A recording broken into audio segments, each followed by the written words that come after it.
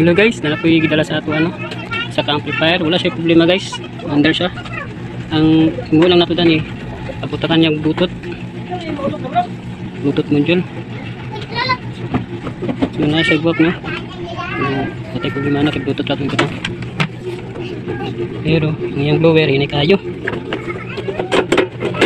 So yan. Yawa grabe kang ugaw. Ito hugawa. Ini kayong blower. Ato lang isang limpiyuhan. So morning module at minutang guys Bluetooth module. So let's go. So kanino mo niyang dagway sa amplifier. Grabe kang ugaw. So ito na rin siyang limpiyuhan para gandaan pa ng customer no. Ito na siyang limpiyuhan kung siya. Ngayon na ito blower. Kaya na tayo. Ano niyang blower. Yan wala na kasing gasket kaya mahina ang hatak. So mauna niya itong connection no? Ground, left and right sa input ng auxiliary.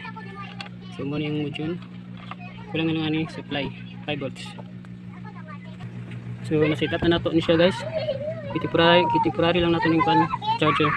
Ayun nato siya full setup ato siya siyang ipasan sa. So naka Bluetooth na siya. Auxiliary.